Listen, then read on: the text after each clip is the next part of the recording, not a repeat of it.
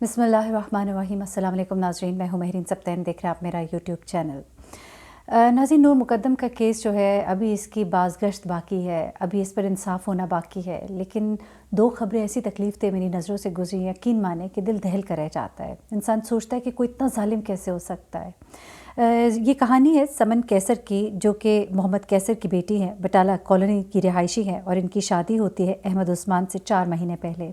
इस बच्ची के साथ कितना बड़ा जुल्म होता है, इसके साथ कितना बड़ा धोखा होता है और इसका शौहर इसके ऊपर कितना एक जुल्म करता है, वो आप सुनेंगे तो आपको बहुत तकलीफ़ होगी। और एक और कहानी है लाहौर से, एक ऐसी खातून की जिसके घर में जब गुर्बत आई तो उसके शौहर ने उस गुर्बत को मिटाने के लिए उस खातून को किस तरह से इस्तेमाल किया। और सबसे आखिर में कोयटा से एक बड़ी तकलीफ़देह स्टोरी आपको बताऊंगी, जहां पर एक मुलजिमा है जो कि कत्ल के इल्ज़ाम में पकड़ी जाती है, लेकिन वहां पर एक सब इंस्पेक्टर जो कि खातून ही है, वो उस खातून के साथ जो रवैया और जो सलूक करती है, आप यकीन माने मैं नहीं सोच सकती थी कि कोई खातून किसी और ख़ातून के साथ इस तरह से कर सकती है। और ये सब बताने से पहले सबसे पहले मैं आपको एक अफसोसनाक वाक़े के बारे में बताऊंगी। कलर कहार में एक खूबसूरत झील है और इस झील में 3 नौजवान जो हैं वो डूब कर जाँ बहक हुए। सिर्फ ये आपको इसलिए बताना चाहती हूँ कि अपना बहुत ख्याल रखा करें। ये 6 नौजवान थे जिन्होंने डुबकी लगाई और उसके बाद चट्टानों से ये टकराए, जिनमें से 3 नौजवान जो हैं वो मौके पर ही जाँ बहक हो गए। खुदा के लिए जब ऐसी जगहों पर जाएँ तो बहुत एहतियात करें और अपने इर्द गिर्द लोगों को भी समझाएं। जगह थी वो तफरीह की, लेकिन वो मौत का सामान बनी। अपना और अपने प्यारों का बहुत ख्याल रखिए। उस कहानी की तरफ आती हूँ, समन कैसर की। 21 साल ये लड़की, जिसकी 4 माह पहले जिस नौजवान से शादी होती है जिसका नाम अहमद उस्मान है, उसे उसकी बुरी आदत का नहीं बताया जाता, उसे ये बताया जाता है कि लड़का बहुत अच्छा है। लेकिन जब इसकी शादी हो जाती है तो इसको पता लगता है कि ये लड़का जो है ये उस जाहिर जाफ़र की तरह नशे का आदी है, ड्रग एडिक्ट है और बहुत नशा करता है। शादी के बाद 4 माह अहमद जो है कई बार अपनी बीवी के सामने घर के अंदर ड्रग्स लेता रहता है। अब ये लड़की जो है ये डिटर्मिन्ड होती है कि उसने किसी तरह अपने शौहर को रोकना है। वो इसे रोकने की कोशिश करती है, इसको समझाती है, इसको मना करती है, लेकिन वो उसकी किसी भी बात को खाते में नहीं लाता। यहाँ तक के मामलात और ख़राब हो जाते हैं। कैसे कि हफ़्ते की रात, गुज़िश्ता हफ़्ते की बात कर रही हूँ, वो ना सिर्फ ये कि अपनी बीवी के सामने ड्रग्स लेता है बल्कि उसको भी कहता है कि वो ड्रग्स ले।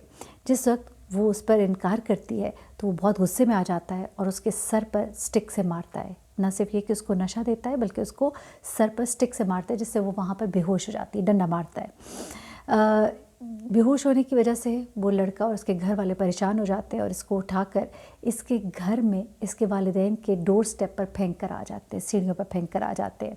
ये वहाँ पर बेहोशी की हालत में पड़ी होती है कि इसका चचा जो है वो उनकी इस पर नज़र पड़ती है और जो इसके अंकल हैं फैसल नदीम, वो पहला शख्स होता है जो इस लड़की को वहाँ पर इस हालत में पड़े हुए देखता है।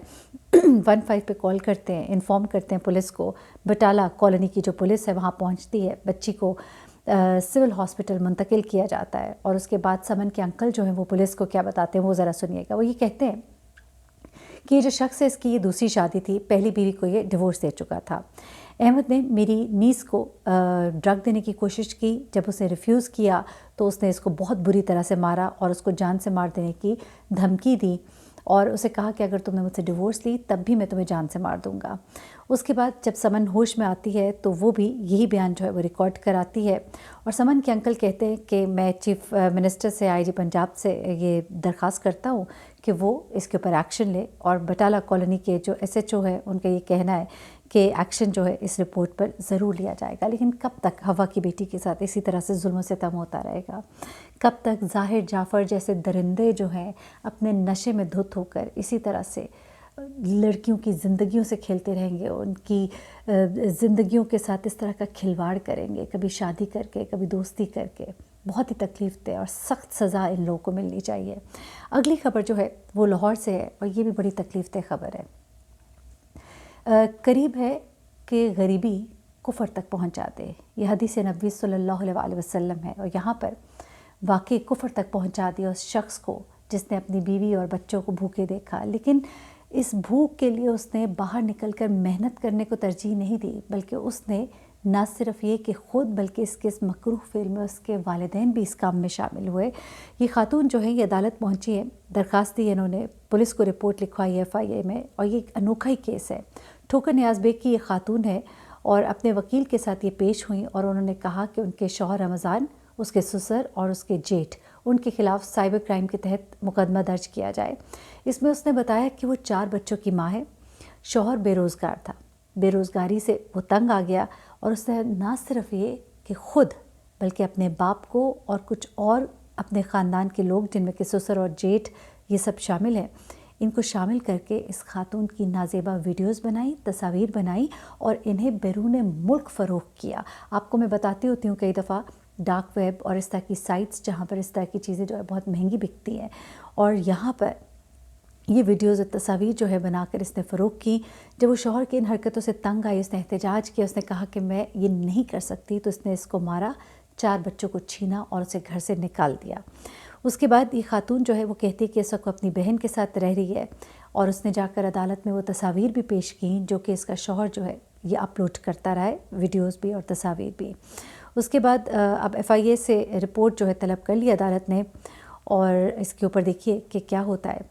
لیکن بھوک اگر آپ کو واقعی اس حد تک گرا دیتی ہے، اپنے ارد گرد ضرور دیکھا کیجئے کہ کون لوگ جو ہے پریشانی کا شکار ہیں، لیکن بھوک ہونے کا یا پریشانی ہونے کا مطلب ہرگز یہ نہیں ہوتا کہ آپ شارٹ کٹس اور غلط راستے اختیار کریں۔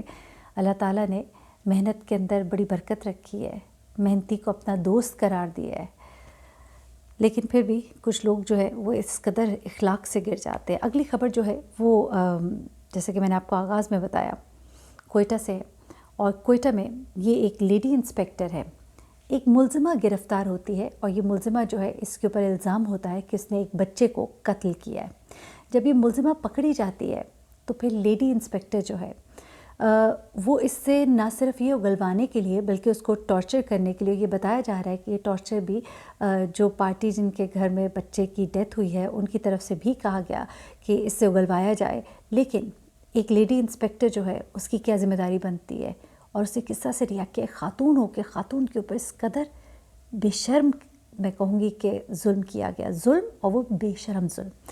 اس خاتون نے بیسیکلی کیا اس نے جو گرفتار ملزمہ تھی اس کو برہنہ کر کے ڈانس کرایا۔ یہاں پہ یہ بتایا جا رہا ہے کہ لیڈی پولیس انسپیکٹر شبانہ ارشاد اس کا نام ہے، کوئٹہ کے علاقے جناح ٹاؤن میں ایک بچے کے قتل کے مقدمے میں جو نامزد ملزم تھا اس کی تفتیش کر رہی تھی ملزمہ کی۔ یہاں پر اس نے دوران تفتیش جو ہے خاتون کے ساتھ یہ جو میں نے آپ کو بتایا بھی جو حرکت کی ہے، اسے سندھی گانے پر رقص کروایا، اس کی ویڈیو بنائی۔ اب جب رپورٹ میں یہ انکشاف ہوا کہ ریمانڈ کا جو عرصہ تھا، جو جوڈیشل ریمانڈ پر کوئی بھی ہوتا ہے جب اس کو جیل بھیج دیا جاتا ہے، تو وہاں پر اس خاتون کو بے لباس کر کے ڈانس پر مجبور کیا۔